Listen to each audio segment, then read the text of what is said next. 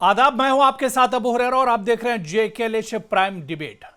मरकजी वज़ीर दाखिला अमित शाह ने एक बार फिर गैर कानूनी घुसपैठ यानी दरअंदाजी के खिलाफ हुकूमत के सख्त मौक़िफ़ को दो टूक अंदाज में दोहराया है। भुज में बीएसएफ की डायमंड जुबली तकरीब में खिताब करते हुए उन्होंने वाज़े तौर पर ऐलान किया कि हर गैर कानूनी घुसपैठिए को, दरअंदाज को पहले पहचाना जाएगा, उसके बाद उन्हें वतन से वापस भेजा जाएगा और इसकी पॉलिसी के तहत यह पूरा काम किया जाएगा। अमित शाह का कहना था कि मुल्क गैर कानूनी दाखिलों यानी दरअंदाजी के मामले में जीरो टॉलरेंस की पॉलिसी पर कायम है और ऐसे लोगों को भारत में कोई जगह नहीं मिलेगी। जो घुसपैठिए हैं उन्हें भारत में कोई जगह नहीं मिलेगी, जबकि हकीकी शहरियों को मुकम्मल सिक्योरिटी फराहम की जाएगी।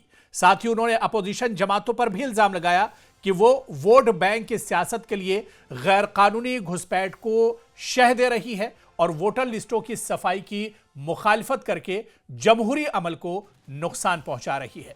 तो आज जेकेएलएच प्राइम डिबेट में केंद्रीय गृह मंत्री अमित शाह के इसी बयान पर हम चर्चा करेंगे।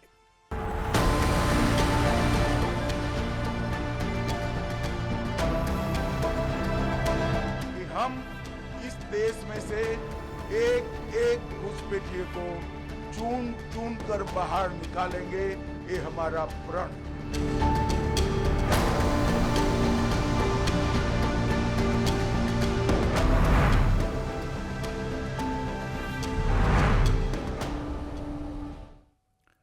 तो केंद्रीय गृह मंत्री ने दो टूक अंदाज में कहा है, एक तरफ एसआईआर की कार्रवाई लगातार चल रही है, प्रोसेस लगातार पूरे देश में चल रहा है, यानी घुसपैठिए और जो मुल्क के हकीकी लोग हैं उनके बीच में पहचान करने की कोशिश की जा रही है। और इस बीच एक बार फिर से देश के गृह मंत्री यानी वज़ीर दाखिला अमित शाह ने दो टूक अंदाज में कहा है कि घुसपैठिए यानी दरअंदाजों को मुल्क से बाहर निकाला जाएगा और भारत में घुसपैठियों की कोई जगह नहीं है। इसी पर बात करेंगे। हमारे साथ बहुत खास मेहमान जुड़े हुए हैं। बहुत जल्दी अपने मेहमानों का आपसे इंट्रोडक्शन भी करा देता हूं। टीवी स्क्रीन पर हमारे साथ अल्ताफ ठाकुर जी हैं, जम्मू कश्मीर बीजेपी के स्पोक्स पर्सन है, वो हमारे साथ इस चर्चा में जुड़े हुए हैं। कार्तिक चोपड़ा जी हमारे साथ जुड़े हुए हैं, एक्सपर्ट हैं, वो भी हमारे साथ इस चर्चा में जुड़े हुए हैं, पॉलिटिकल एनालिस्ट हैं, उनसे भी हम इस पूरे इशू को समझने की कोशिश करेंगे। कुछ देर में हमारे साथ कुछ मेहमान और इस चर्चा में आगे जुड़ेंगे। अल्ताफ ठाकुर जी और कार्तिक चोपड़ा जी, आप दोनों का बहुत स्वागत है न्यूज़ 18 जेकेएलएच में। मैं अल्ताफ ठाकुर साहब, हालांकि ये सवाल तो मैं पहले अपोजिशन से लेता, लेकिन अभी कोई मौजूद नहीं, इस वजह से मैं आपसे ही शुरुआत करना चाहूंगा कि आज गृह मंत्री अमित शाह जी ने कहा कि एसआईआर से दरअसल जो अपोजिशन है वो घबराया हुआ है, क्योंकि एसआईआर के जरिए से जो घुसपैठिए हैं, जो दरअंदाज हैं, उनकी सफाई की जा रही है और पूरे तौर से इन्हें मुल्क से बाहर निकाला जाएगा, यानी एक घुसपैठिया भी भारत में नहीं बचने पाएगा। देखिए हुरैरा जी, ऐसा तो होना ही चाहिए। आप एसआईआर की बात करें, देखिए जी, देश का बजट देश की पॉपुलेशन को देख के ही हमेशा बनाया जाता है। और जहां आप देखते हैं कि भारत, जहां बांग्लादेशी, म्यांमारी या दूसरे लोग जो इलीगल तरीके से भारत में घुस गए और भारत के मुख्तलिफ शहरों में रहे, एक तो यहाँ का जो बजट है, जो यहाँ के लोगों के हुकूक है, उन पे कहीं ना कहीं इसका असर पड़ता है। और सबसे बड़ी बात है, आज आप देख रहे हैं कि हालात क्या है देश के, और आपने देखा है कि जम्मू कश्मीर में भी टेरर मॉड्यूल जो उनको बरस्ट किया गया, जिस तरह से आज आतंक के खिलाफ एक निर्णायक लड़ाई जम्मू कश्मीर से हो रही, और जो ये बाहर से लोग आए हैं, जो मुख्तलिफ कंट्री से लोग आए, इलीगल तरीके से भारत में घुसे, ये देश की सिक्योरिटी के लिए एक बहुत बड़ा खतरा है, क्योंकि हमारे पास कोई इंफॉर्मेशन नहीं है कि क्या कर रहे हैं, किसके साथ जुड़े हुए हैं, कहां से आए और किस पर्पज और किस मकसद से ये भारत में इलीगली तौर पर दाखिल हुए हैं। और सबसे बड़ी बात है, देखिए भारतीय और भारत के लोगों के शहरियों की जमानत और गारंटी की तो अभी ऑनरेबल हमारे होम मिनिस्टर साहब ने जमानत दी है कि उनके हुकूक और उनकी जो डिग्निटी है, उनका जो रेस्पेक्ट है वो बरकरार रखा जाएगा।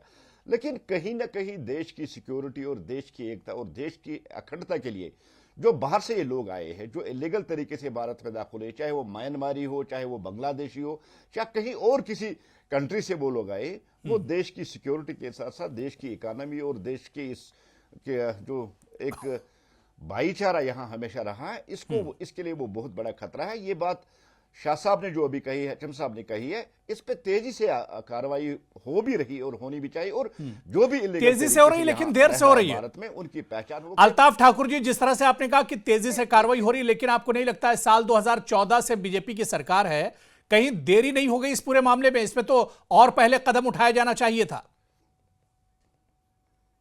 बिल्कुल हुलैरा साहब, मैं आपकी बात से बिल्कुल सहमत हूं और आपकी बात मानता भी हूं। देर से ही सही, लेकिन कार्रवाई तो शुरू हुई। देखिए, आपको पता है कि मुख्तलिफ जो पॉलिटिकल पार्टीज है, बार बार उन्होंने इस सिस्टम के खिलाफ, जो सिस्टम अडॉप्ट करना चाहते हैं, हमारी गवर्नमेंट यह करना चाहते हैं कि बाहर के लोगों को बाहर निकलना, बार बार इन्होंने चीप पॉलिटिक्स या वोट बैंक की पॉलिटिक्स के लिए बार बार इन्होंने इस पे उंगलियां उठाई। लेकिन वक्त आ चुका है अब, जिस तरह से ये देश में घुसे हैं, नाजायज तरीके से घुसे, इन नाजायज तरीके से घुसने वालों को बाहर निकाला जाएगा। कार्रवाई बड़ी तेज होगी और इसका असर भी बहुत जबरदस्त होगा और इन लोगों को भारत से बाहर भगा देगा। अब बिल्कुल जाहिर सी बात है कि जीरो टॉलरेंस जो दरअंदाजों को लेकर है, घुसपैठ को लेकर है, इस पर अब केंद्रीय गृह मंत्री अमित शाह ने दो टूक अल्फाज में कहा है कि एक भी दरअंदाज को नहीं रहने दिया जाएगा। हालांकि जिस तरह से बीजेपी के स्पोक्स पर्सन अल्ताफ ठाकुर साहब ने कहा कि देरी जरूर हुई है, लेकिन देर आयद दुरुस्त आयद, और यह कदम अब सही माने में एक तरह से उठाया गया है। हमारे साथ टीवी स्क्रीन पर एक और खास मेहमान हमारे साथ जुड़ गए हैं, एडवोकेट मुजफ्फर इकबाल खान साहब, जम्मू कश्मीर में इंडिपेंडेंट एमएलए हैं, वो भी हमारे साथ जुड़े हुए हैं। एडवोकेट मुजफ्फर इकबाल खान साहब, आपका भी बहुत इस्तकबाल है न्यूज़ 18 जेके लिस्ट में। मेरी आवाज आप तक आ रही है मुजफ्फर इकबाल खान साहब? जी जी, आ रही है। बिल्कुल। आज आपने गृह मंत्री अमित शाह जी का बयान सुना होगा। उन्होंने कहा है कि एसआईआर जो पूरे देश में अब एक एक स्टेट करके हो रहा है, ये दरअसल अपोजिशन इससे घबराया हुआ है। अपोजिशन दरअसल इसे होने नहीं देना चाहता है। लाइट्स कहाँ अपने मोबाइल? अब मुझे समझ नहीं कि इसे अपोजिशन क्यों घबराएगी। वो तो कहना गलत होगा कि अपोजिशन घबराई है। अपोजिशन से इसका कोई लेना देना है नहीं जी। जो इलीगल इमिग्रेंट्स हैं वो कहीं भी होंगे, उनको अगर कोई वापस करता है तो कोई हर्ज नहीं है। लेकिन कुछ लोग जो हैं वो जेन्युइन तरीके से और जायज तरीके से अगर आए हैं तो उनको वापस जो धकेलना वापस वो गलत होगा। जो बहुत लंबे अरसे से यहाँ रह रहे हैं, कोई आदमी 40 साल से यहाँ रह रहा है, तो उसके लिए तो मुश्किल आएगी ही आएगी कि भाई उसके तो अब फॉर एग्जांपल कोई आदमी किसी पॉलिसी के तहत यहाँ आया है तो उसको निकालना गलत है। जो लोग जेन्युइन नहीं हैं उनको अगर सरकार निकालेगी तो किसी को एतराज नहीं होगा। कोई आदमी जो है वो इलीगल इमिग्रेंट है, इलीगल तरीके से यहाँ रह रहा है, लेकिन तरीका शफाफ होना चाहिए कि भाई उसकी लीगैलिटी और इलीगैलिटी जो है वो तय कैसे होगी। अब जो लोग यहाँ पिछले 60-70 सालों से रह रहे, कुछ उनको भी सफर करना पड़ गया, उनको भी कहा गया नहीं जी आप इलीगल इमिग्रेंट हैं, तो वो गलत होगा। अगर उस तरह आप बहुत थोड़ा सा और पीछे जाएंगे तो फिर तो सारा इंडिया इलीगल इमिग्रेंट है, सारे लोग ये इमिग्रेंट है। यहाँ अगर आप देखेंगे हिस्ट्री को, आप देखेंगे तो ये तो this is the land of the immigrants. लेकिन आपको एक पैमाना तो रखना पड़ेगा भाई इलीगल इमिग्रेंट्स के लिए क्या म्यार क्या रखा है, किसको आप इलीगल इमिग्रेंट कहेंगे। यानी आपके कहने का, मुजफ्फर साहब, आपके कहने का मतलब ये कि जो इस वक्त जो प्रोसेस चल रहा है, जो पैमाना रखा गया, वो ठीक नहीं है। पैमाना मैं नहीं कहता कि ठीक नहीं है। अच्छा, पैमाने को अप्लाई कैसे करते हैं? आप हर आदमी को ब्रांड करेंगे इलीगल इमिग्रेंट तो वो गलत हो जाएगा। इमिग्रेंट तो यहाँ पूरा इंडिया इमिग्रेंट है, लेकिन इलीगल कौन आया है? एक तो है कि भाई जो फॉरेन कंट्री के पासपोर्ट पे यहाँ आया और यहाँ आकर छुप गया, वो इलीगल इमिग्रेंट है। वो तो जाहिर सी बात है, that can not be justification कि उसको आप यहाँ रखें। कुछ लोग जो हैं वो यहाँ आए हैं जायज तरीके से, अगर आया है, कोई रह रहा है और उसकी कोई सबवर्सिव एक्टिविटी भी नहीं है अगर जी, तो उसको वापस धकेलना वो जायज नहीं होगा। इलीगल इमिग्रेंट्स के लिए आपने जो पैमाना रखा, अरे भाई आपने वेस्ट बंगाल में ढूंढना शुरू किया तो अपने ही लोगों को आपने नॉन सिटीजन डिक्लेयर कर दिया, बहुत सारे लोगों को जो हिंदुस्तान के शहरी थे। बहुत सारे लोगों के पास रिकॉर्ड नहीं है इसका, किसी के पास अगर अपना पुराना रिकॉर्ड नहीं है, बहुत सारे लोगों के पास नहीं। तो जो सरकार कर रही है इसे शक ये की नजर साबित से क्यों करना, देख रहे हैं? मुझे ही अगर आज कोई ये कह देगा कि हाउ विल यू शाकीन नगर से तो कोई नहीं देख रहा है इसको, लेकिन नहीं, ये तो शक ही हो गया ना। जब सरकार एक कदम उठाई और फिर घुसपैठ, आप देखिए कितना बड़ा चैलेंज बन चुका है पूरे देश के लिए, सरकार के लिए, तो उस पर अगर अपोजिशन सवाल उठा रहे तो इसे शक नहीं कहेंगे और क्या कहेंगे? देखिए, अपोजिशन का एप्रीहेंशन जो ये है कि जेन्युइन जो लोग हैं जी, जो लोग जेन्युइन इमिग्रेंट हैं, उनको हरास ना किया जाए। मैं कहता हूं, मुझे ही अगर ये कहा जाएगा कि you prove your citizenship, it will be very difficult for me. मेरे लिए भी मुश्किल होगा, मैं कहां से प्रूव करूं, क्या आधार है उसके प्रूफ करने के लिए। ऐसे बहुत सारे लोग हैं। अच्छा, यहाँ हमारे बहुत सारी तादाद है जो लैंडलेस लोग हैं, जो होमलेस लोग हैं, जिनका कोई रिकॉर्ड नहीं है, मगर हैं वो इंडियन। उनको आप कैसे साबित करोगे? उसके लिए जो तरीका इन्होंने अपनाया है उस पर किसी को ऐतराज हो सकता है।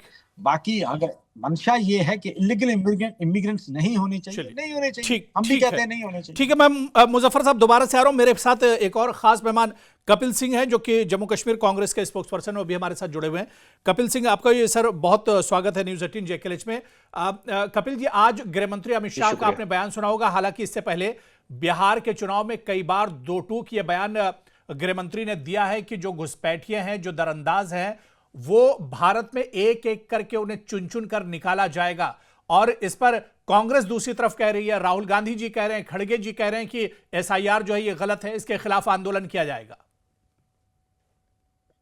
देखिए, पहली बात तो ये इस देश में पहली बार हो रहा है कि जब कोई अपोजिशन कोई इश्यू उठाती है, कोई मुद्दा उठाती है, तो उसे इस तरह से नजर से देखा जाता है कि जैसे ये भारत के लोग है ही नहीं। और अगर 40% के वोटों के साथ प्रधानमंत्री जी कुर्सी पर विराजमान हैं, राहुल गांधी जी भी 60% वोटों के साथ अपोजिशन कर रहे हैं, लीडर ऑफ अपोजिशन, उनको भी जनता ने ही नुमाइंदगी करने का मौका दिया है। अगर अपोजिशन में कुछ लोग बैठे हुए हैं, वो भी जनता की ही नुमाइंदगी कर रहे हैं, इस देश के ही खैरख्वाह हैं, इस देश के ही वेलविशर हैं। और फिर आज अपोजिशन को एक ऐसी नजर से देखा जाता है कि अगर कोई अपोजिशन इशू बना दे या कोई इशू उठा दे, तो कुछ मीडिया चैनल्स उसको इस तरह से पेश करते हैं कि जैसे कोई देशद्रोही हो, जैसे कोई दूसरे देश से कोई आया हो या फिर दूसरे ग्रह से कोई आया हुआ हो। और अब मैं आपकी बात का जवाब दूंगा। गृह मंत्री जी का आपको वो बयान भी याद होगा कि जब उन्होंने एक रैली में कहा था कि आप जब बांग्लादेश बॉर्डर के ऊपर जाते हैं तो वहां की हालत देखिए, घुसपैठ रोकना बहुत मुश्किल है उनके लिए। ये बतौर ज़ाब्ता गृह मंत्री उनका बयान है, मैं कोट कर रहा हूं। अगर वो गृह मंत्री होकर घुसपैठ को रोक नहीं पा रहे हैं तो सर्वप्रथम मैं उनके इस्तीफे की मांग करता हूं कि आप इस्तीफा दीजिए, क्योंकि आपसे गृह मंत्रालय संभल नहीं रहा, आप घुसपैठ को रोक नहीं पा रहे हैं। और दूसरी तरफ एक एसआईआर जैसे इशू लाके और आप घुसपैठियों को पूरे देश में मीडिया के माध्यम से, जो आपके चंद गोदी मीडिया चैनल्स हैं, उनके माध्यम से आप ये बताने की कोशिश कर रहे हैं कि हम घुसपैठियों को यहां से बाहर निकाल रहे हैं, और उस आड़ में इलेक्शन कमीशन आपकी मदद कर रहा है, भारतीय जनता पार्टी की मदद कर रहा है। मैं ये जवाब चाहूंगा सर्वप्रथम भारतीय जनता पार्टी से, अगर आप घुसपैठ रोकने में नाकाम हैं तो पहले आप इस्तीफा दीजिए ना, फिर घुसपैठिए जो आए हैं नहीं, सरकार मैं कपिल जी, मैं ये कह रहा हूं कि सरकार जब एक कदम उठा रही तो अपोजिशन को सरकार का हर फैसला असल मुखालिफी क्यों लगता है, वो गलती ही क्यों लगता है? आप देखिए ना, घुसपैठ कितना बड़ा चैलेंज है आज देश के लिए। आज देश के लिए घुसपैठ बहुत बड़ा चैलेंज बन चुका है। एसआईआर का घुसपैठ से कोई लेना देना नहीं है और घुसपैठियों से कोई लेना देना नहीं है। एसआईआर स्पेशल इंटेंसिव रिवीजन सिर्फ इसलिए लाया जा रहा है कि ताकि भारतीय जनता पार्टी की सरकार को सालों साल कायम रखा जाए, ये इलेक्शन कमीशन की तरफ से लाया जा रहा है।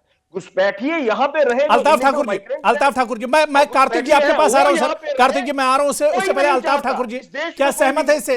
अल्ताफ ठाकुर जी, आप सहमत है जो बात यहां पर कपिल जी कह रहे हैं या मुजफ्फर साहब ने जो बात कही है? देखिए हुरैरा साहब, सबसे पहली बात है कि हम घुसपैठी की बात करें, वो बात कर रहे हैं कि आजादी के बाद कितने घुसपैठ हुए, और सबसे ज्यादा घुसपैठ अगर हुआ है वो कांग्रेस के वक्त में हुआ है। और जहां तक ये एसआईआर की बात करें, देखिए वहीं से तो पता चलता है ना कौन यहाँ का रहने वाला है, किसको वोट का अधिकार है, किसको वोट का अधिकार नहीं। और दूसरी सबसे बड़ी बात, मुझे हुरैरा साहब बताइए, आपने कभी स्विफ्ट डिजायर में सफर किया है? मैं आपसे सवाल करता हूं। जी जी। अब वो पार्टी आंदोलन की धमकियां दे रही है, होम मिनिस्टर से कह रही है कि आप नाकाम हुई। जो बिहार में स्विफ्ट गाड़ी में जितने लोग आते उतने ही उनके असेंबली मेंबर बिहार में बच गए, और यही हाल पूरे भारत में उनका होने वाला है। और जहां ये हारते हैं वहां ये इलेक्शन कमीशन और ईवीएम को कहते हैं ये स्विफ्ट डिजायर वाली पार्टी है, हमें इलीगल इमिग्रेंट्स है उनको निकालना है, उनको निकाल के हम रहेंगे। हम किसी से न बैखालने वाले हैं न डरने वाले हैं। हमने कपिल निकालना है, जी, हमके निकालेंगे। जी, आप कपिल जी आप जवाब दे सकते हैं। जी जी, मैंने पहले भी कहा कि हमें कोई एतराज नहीं है, पहले आप घुसपैठ रोकिए। गृह मंत्री जी खुद ही अपने बयान में कह चुके हैं कि घुसपैठ रोकने में वो नाकामयाब हैं। पहले आप घुसपैठ को रोकिए, फिर घुसपैठियों को बाहर भी निकालिए। लेकिन एसआईआर में फिर से ये कहूंगा कि एसआईआर आप वोट चोरी करने की कोशिश करने का एक माध्यम बनाया है आपने इलेक्शन कमीशन के साथ मिलकर। देश आपको हरा रहा है। आप हिंदुस्तान के इंस्टीट्यूट को शर्मसार कर रहे। आप बिहार में आप स्विफ्ट डिजायर की पार्टी है, स्विफ्ट डिजायर की पार्टी है। 5 लोग उस गाड़ी में आते हैं, उतनी ही पार्टी आप बिहार में रहे। 5 लोगों की पार्टी आप बिहार में रहे, स्विफ्ट डिजायर वाली पार्टी है। आप देश के लोग इसीलिए हरा रहे हैं क्योंकि आप देश की सिक्योरिटी और बिहार में कितने लोगों को आपने ट्रेनें भर भर के illegally election code of conduct की धज्जियां उड़ाते हुए भेजा। इलेक्शन अनाउंस होने के बाद आपने 10,000 रुपया महिलाओं के अकाउंट में डाले। कोड ऑफ कंडक्ट की धज्जियां नहीं थी तो क्या था? आप मेरी एक बात और बताइए, और जो वोट काटे आपने, जिनको आपने बना दिया है, इसके बाद डंडे के जोर में कुछ लोगों को वोट कास्ट नहीं करने दिया। ये इलेक्शन कमीशन धन बल चल, उससे आप रहने वाली नहीं है। हम निकाल के रहेंगे, नहीं तो हम निकाल के देश की जनता आपको नकार चुकी है। उससे डरने वाले नहीं है। आप देश की जनता आपको नकार चुकी है। आप 2024 का इलेक्शन हार चुके हैं। ये सबको पता है। बिहार की हालत 2024 का इलेक्शन आप हार चुके हैं। राजस्थान 2024 का इलेक्शन जो आपने पार्लियामेंट की सीट मैनेज की, वो आपने धन बल और छल के साथ की, इलेक्शन कमीशन के साथ मिलकर की। प्रधानमंत्री अपना इलेक्शन। चलिए ठीक है कार्तिक जी, बहुत देर से वेट कर रहे हैं, मैं उनसे भी समझ लेता हूं। कार्तिक जी बहुत माजरत के साथ बहुत देरी से आपके पास आ रहा हूं, लेकिन मुझे दरअसल जो पॉलिटिकल पार्टीज हैं इनके स्पोक्सपर्सन का क्या कुछ इस बारे में कहना है इससे पहले समझना था। ये तो सियासी बात हो गई, लेकिन कार्तिक जी इतना तो तय है कि घुसपैठ और दरअंदाजी देश के लिए बहुत बड़ा चैलेंज है, बहुत बड़ा खतरा है। आप देखिए किस तरह से दहशतगर्दाना हमले और आतंकी हमले हो रहे हैं, किस तरह से पूरे मुल्क में एक बड़ा जाल इसका फैलता जा रहा था। ऐसे में दरअंदाजी एक बहुत बड़ा चैलेंज है, लेकिन इस पर जब देश ही में हम बटे हुए हैं, सरकार अगर एसआईआर करा रही है तो अपोजिशन उसके खिलाफ एक तरह से खड़ी है। अपोजिशन को या तो कॉन्फिडेंस में नहीं लिया गया या फिर ये तरीका वाकई में सही नहीं जो सरकार कर रही है। इसे किस तरह से देखा जाए कार्तिक जी, मैं समझना चाह रहा हूं। देखिए, अभी क्या हमारे पैनल पे किसी ने कहा कि हिंदुस्तान में ये is a land of immigrants. आज की तारीख में यूनाइटेड स्टेट्स जो है, जो इतना बड़ा देश है, जो लैंड ऑफ इमिग्रेंट्स है, वहां की भी जो सरकार है, जो भी घुसपैठियां हैं उनको उठा के डिपोर्ट कर रहे हैं।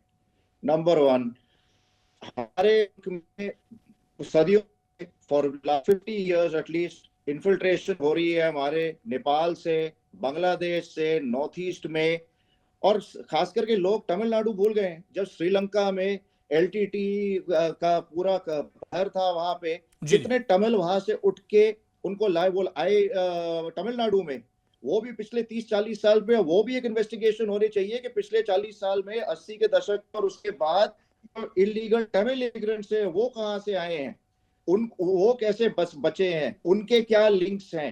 इसके अलावा आपके वेस्टर्न फ्रंटियर पे राजस्थान एरिया में भी है, जो इलीगल इमिग्रेशन को रोकने का एक मापदंड अगर सरकार बनाती है, अगर किसी पॉलिटिकल पार्टी को उस मापदंड पे एतराज है तो वो अपने सजेशन दे। इन चीजों पे सारे पॉलिटिकल पार्टी को इकट्ठा होके ये नेशनल सिक्योरिटी को मद्देनजर रखते हुए इसमें सरकार, जो भी मौजूदा सरकार है, उसको सपोर्ट करना चाहिए। कल को अगर मान लीजिए किसी और की सरकार आती है और तो ये एक इशू, ऐसी इशू जो होती है, चाहे जो भी सरकार हो, ये देश के हित में है। जिस प्रकार देश के लिए आर्म्ड फोर्सेस जरूरी है, उसी प्रकार इलीगल इमिग्रेशन इन्फिल्ट्रेशन को रोकना बहुत ही जरूरी है, क्योंकि इससे अलग अलग क्राइम होते हैं। आपका ह्यूमन ट्रैफिकिंग होता है, आपकी स्मगलिंग बढ़ती है, आपका टेररिज्म बढ़ता है, आपका मुजफ्फर इकबाल जी, बहुत बहुत अच्छी बात कार्तिक चोपड़ा जी ने बड़ी अच्छी बात कही। देखिए, सरकार कोई सी भी हो, सबके लिए ये दरअंदाजी और घुसपैठिए जो हैं, ये दरअंदाज सबके लिए बहुत बड़ा खतरा है। तो ऐसे में अगर कोई एतराज है तो सरकार के सामने अपोजिशन को अपनी बात रखनी चाहिए, उस पर हंगामे की क्या जरूरत है? हंगामे की जरूरत वाकया ही नहीं है जी, लेकिन इसमें जितना रिफॉर्म हो सकता है, मैं कहता हूं कि जो लोग इलीगल इमिग्रेंट्स हैं उनके लिए कोई भी नहीं कहता कि वो यहाँ रहें। इलीगल इमिग्रेंट्स को आप वापस करो। एक अगर कोई ट्रीटी नहीं है किसी मुल्क के साथ और वहां से कोई लोग यहाँ घुसपैठ किए तो उनको पुशबैक किया जा सकता है। This is a human problem. रहा सवाल कि भाई क्राइम को रोकने के लिए खाली इलीगल इमिग्रेंट्स को वापस भेज देना, पुशबैक करने से ही मसला हल होने वाला नहीं है जी। उसके लिए बहुत सारे स्टेप और लेने पड़ेंगे। और मुझे नहीं लगता है कि मुझे कोई बहुत बड़ा ऐसा वाकया हुआ हो जिसमें कोई जो इस किस्म के लोग हैं इलीगल इमिग्रेंट्स हैं उनका कोई हाथ हुआ होगा। लेकिन अगर लगता है सरकार को कि सरकार के पास इस वक्त ज्यादा रिसोर्सेज हैं, उनके पास एजेंसीज हैं, तभी तो सरकार कर रही है, जब उसका रिसोर्सेज है, उसके पास इस तरह की घटनाएं लगातार हो रही हैं। चाहे जम्मू कश्मीर उससे जूझ रहा है, वेस्ट बंगाल की बात करें, बिहार, यूपी, सभी उससे जूझ रहे हैं। इस वजह से सरकार कदम उठा रही। कपिल जी, सरकार से जी कपिल जी, सरकार से अगर सरकार का डिसीजन सही नहीं लगता तो अपोजिशन को कम से कम अपनी बात रखनी चाहिए, सरकार से बातचीत करनी चाहिए इस इशू पर। हम बातचीत भी कर रहे हैं, अपनी बात रख भी रहे हैं कि इलीगल माइग्रेशन के लिए, इलीगल माइग्रेंट्स के लिए हमारे देश में ना कोई जगह है, ना होनी चाहिए। बिल्कुल। लेकिन जिस तरह से आप जो लीगल वोटर्स हैं उनको काटकर इलेक्शन कमीशन एसआईआर के जरिए माध्यम से सरकार को, भारतीय जनता पार्टी की सरकार को अलग रिलीफ देने की कोशिश कर रही है, हम उसके खिलाफ हैं। बहुत सारे सबूत राहुल गांधी जी ने नेशनल मीडिया के सामने, नेशनल प्लेटफॉर्म के ऊपर रखे हैं। यहां साफ उन्होंने बताया कि ये वोट, अगर एक ब्राजीलियन मॉडल की फोटो 20 जगह पे एक छपी हुई है और नाम अलग अलग है, इससे ज्यादा शर्म की बात और क्या हो सकती है इलेक्शन कमीशन? अल्ताफ ठाकुर, जब मेरे पास समय नहीं, जल्दी से जवाब दे दीजिए। बिल्कुल अल्ताफ ठाकुर जी, मतलब जब अपोजिशन इस पर अपनी बात रख रहा है तो क्या अपोजिशन की बात सुनी नहीं जा रही है? अपोजिशन को तो इस बात का दर्द है। देखिए हुरेरा जी, ये दर्द नहीं है। देखिए, इलेक्शन कमीशन ऑफ इंडिया एक ऑटोनमस बॉडी है और कोई पॉलिटिकल पार्टी उसको कंट्रोल नहीं। जो अभी कपिल जी से जो दर्द छलक रहा है ना, ये हार का दर्द है। वो बिहार की हार का दर्द, जो हाल में वहां हारे हैं, वो दर्द है, वो दर्द छलक रहा है। और जहां तक ये बार बार इलेक्शन कमीशन ऑफ इंडिया देश के इंस्टीट्यूट्स को शर्मिंदा करने के, बाहर जाके देश के खिलाफ बोलना, ये कांग्रेस की पुरानी आदत है, इनसे जाएगी नहीं। लेकिन मेरा जो मानना है, लेकिन अपोजिशन को तो कॉन्फिडेंस में लिया जाना चाहिए, इतना तो मानेंगे अल्ताफ ठाकुर जी। अपोजिशन अगर किसी चीज को लेकर सवाल उठा रहा है तो जी देखिए, वो इलेक्शन कमीशन ऑफ इंडिया वहां भी गए, वहां भी कपिल जी आप बोल सकते हैं, मेरे पास समय नहीं, आप बीच में बोल सकते हैं। जी, इलेक्शन कमीशन ऑफ इंडिया क्या फैसला कर सकते हैं? क्या फैसला करेंगे? लेकिन ये स्विफ्ट डिजायर वालों का दर्द छलक रहा है। स्विफ्ट डिजायर वालों का दर्द छलक रहा है कपिल जी। स्विफ्ट डिजायर का दर्द है। स्विफ्ट डिजायर जिसमें 5 लोग आते हैं। बिहार में वो हालत हुई है, आपकी वो हालत हुई है। हार पे हार, और शर्मिंदा भी आप लोग नहीं हो रहे हैं। शर्मिंदा भी नहीं हो रहे आप। चलिए देखिए, बहुत सेंसिटिव इशू है, बहुत अहम इशू है, खासतौर से जम्मू कश्मीर जैसे रियासत और पूरे देश के लिए एक बड़ा चैलेंज है। इस पर मेरे ख्याल से सियासत ना हो, बल्कि गंभीरता से इस पर सोचा जाए, इस पर बातचीत की जाए, क्योंकि यह इशू पूरे देश के लिए, एक पूरी देश की सिक्योरिटी के लिए बहुत बड़ा इशू है। इस वजह से इस पर सियासत नहीं होनी चाहिए, बल्कि गंभीरता से इस पर सोचा जाना चाहिए और इसके लिए काम किया जाना चाहिए। बहुत बहुत शुक्रिया हमारे साथ जुड़ने के लिए अल्ताफ ठाकुर जी, कपिल सिंह जी और इसके अलावा एडवोकेट मुजफ्फर साहब और कार्तिक जी, सभी का बहुत बहुत शुक्रिया। JKLH प्राइम डिबेट में आज फिलहाल इतना ही। कल फिर किसी बड़े इशू के साथ हाजिर होंगे। नमस्कार।